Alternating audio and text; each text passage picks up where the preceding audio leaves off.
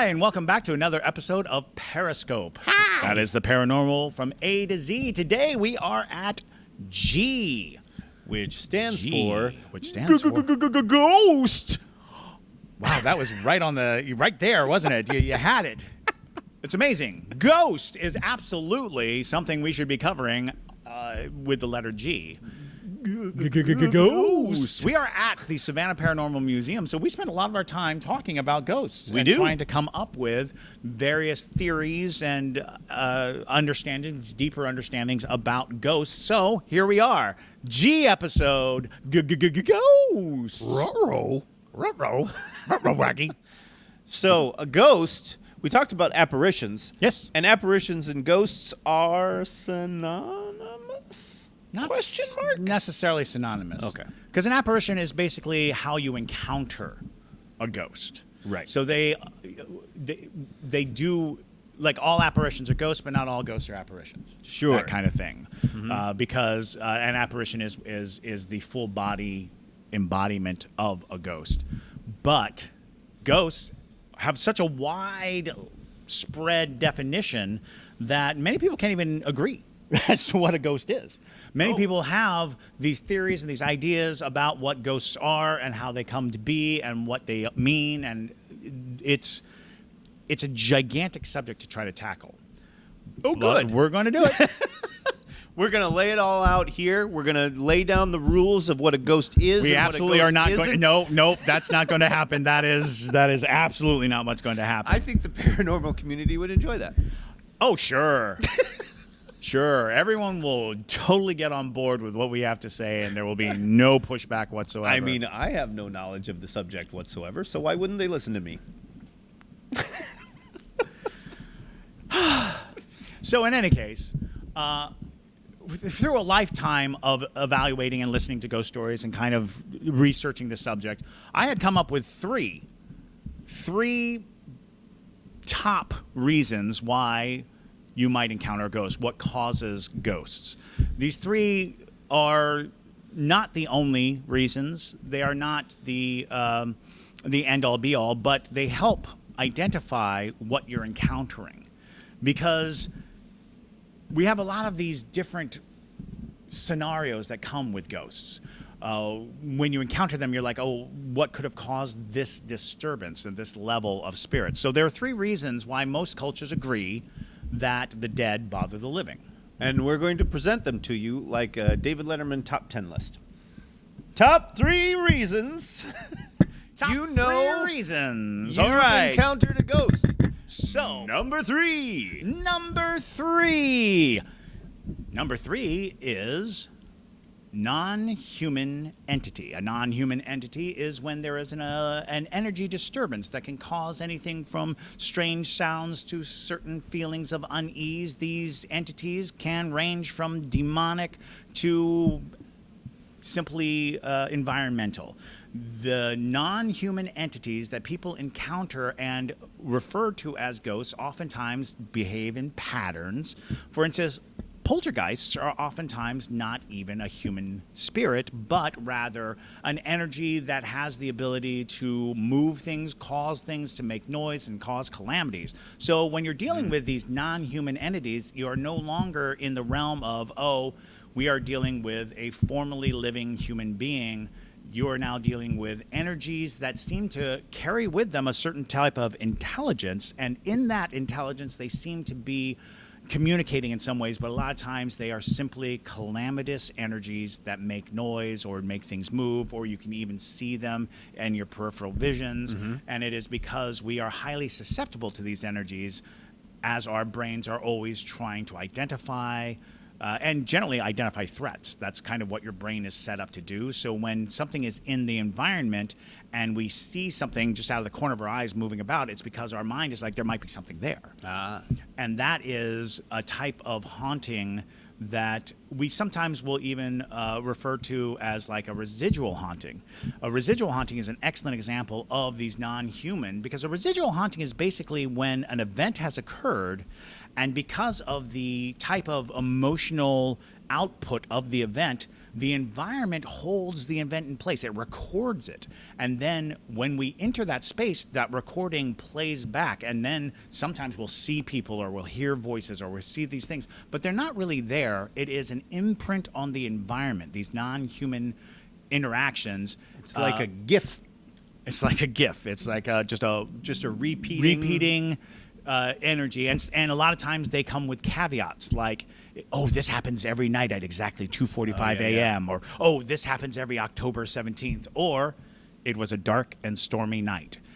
We have these stories locked in place because the environment has to be in the same condition as when the event occurred, and then the residual haunting can happen. Now, what's intriguing about the residual haunting is because of the nature of the residual haunting, it could conceivably summon an intelligent haunting because you are recognizing a spirit, you are kind of chasing the energy, and when the energy is recognized enough, it can basically coalesce in drawing the spirit into a conscious framework.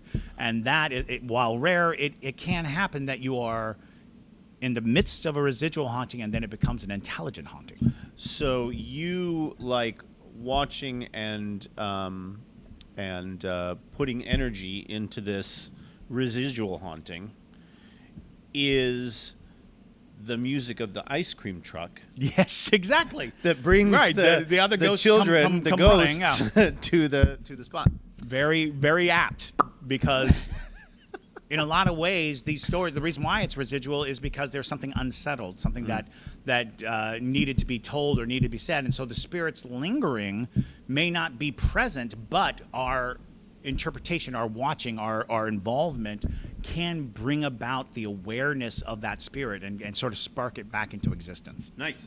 Yeah. All right. Number two. Number two is the intelligent haunt. Number two is, in fact, the unfinished business category.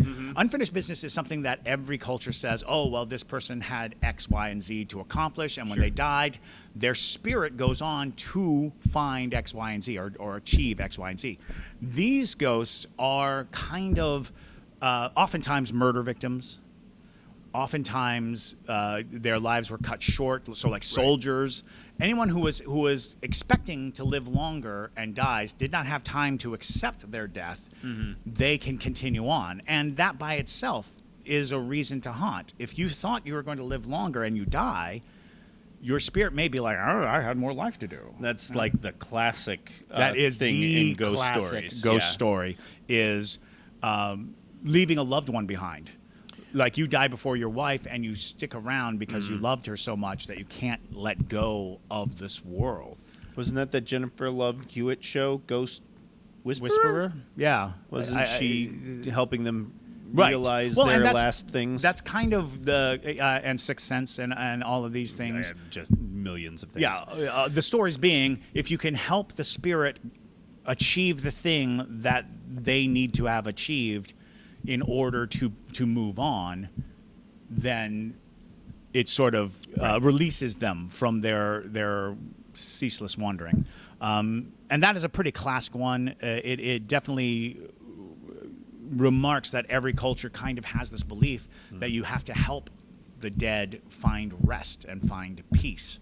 And that becomes this interesting debacle of, what if you can't figure it out? Right. What if it's something innocuous, something bizarre? What if like they left the oven on, and you know now the oven is gone, and it's like I can't turn it off. I can't turn the oven off, but I left it on. So That movie, I would not watch. no, that's a hard pitch. That's a hard pitch. All right. That takes us to Da-da-da-da-da-da. the Number one reason you're dealing with a ghost. And this, again, comes from researching every culture that I could find any documentation on. The number one reason that every culture on Earth believes that you will encounter a ghost: desecration of grave. Oh, yes. Desecration of grave is one of the clearest cut avenues to being haunted, to getting haunted. that becomes like one of these incredible, like, over and over and over in every culture. It's like, oh, he built his house on an ancient Indian burial ground. Movie Poltergeist. Yeah, you moved the headstones, but you didn't move the graves, which is basically Savannah in a nutshell. It's entirely Savannah. I have done ghost tours in the past, and I bring up that movie every time. Yes, absolutely.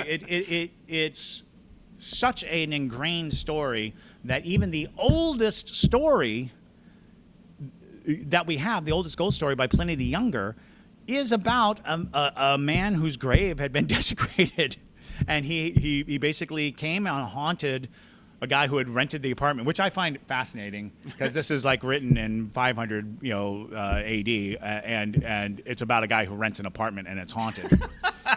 and he's like, I got to find out what this ghost is up to. So he follows the ghost, and the ghost will walk to a place in the yard and then disappear. And every night he walks to the same place and disappears. Finally, this guy, he goes, I think his name was Athenodorus. Athenodorus goes and he gets the local magistrate, and they come and they dig up the spot where the ghost disappears, and sure enough, they find the grave. And so they give it a proper burial, and he is no longer haunted. And the landlord was arrested.